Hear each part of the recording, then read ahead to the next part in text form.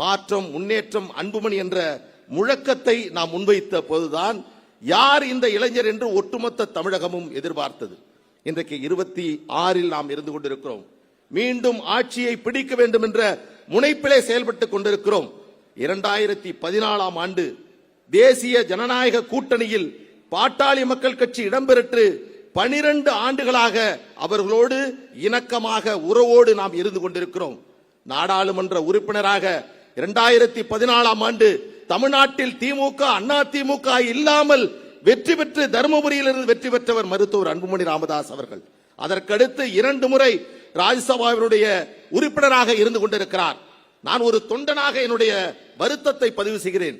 உரிய மரியாதையை, உரிய பொறுப்பை ஒரு ஆற்றல் மிகுந்த அன்புமணி ராமதாஸ் அவர்களுக்கு தேசிய ஜனநாயக கூட்டணியை தலைமை தாங்கக்கூடிய பாரதிய ஜனதா கட்சி கொடுக்கவில்லை என்ற ஆதங்கத்தை இந்த இடத்திலே நான் வைக்கின்றேன்.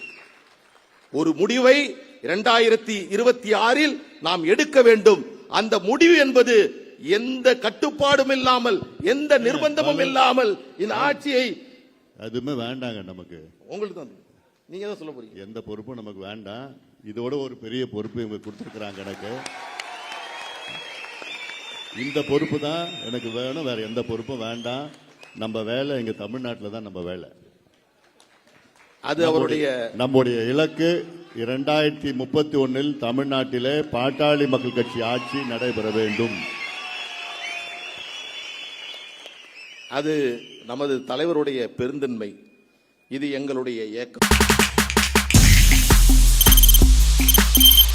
தவிர்க்க முடியாத தம்ப்நெயில்ஸ், கலக்கலான கண்டென்ட்ஸ், சினிமாவும் சீரியஸ் பிரச்சனைகளும், பல வருடங்கள் இடைவெளிக்கு பிறகு இந்த படத்துல ஒரு கலகலப்பும் கைகலப்பும்,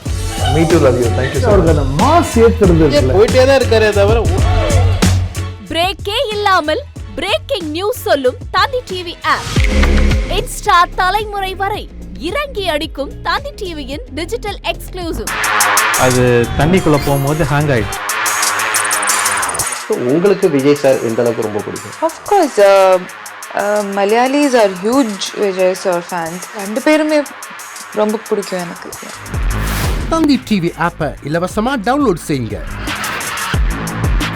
ஃபாலோ பண்ணுங்க, சப்ஸ்கிரைப் பண்ணுங்க, என்ஜாய் பண்ணுங்க.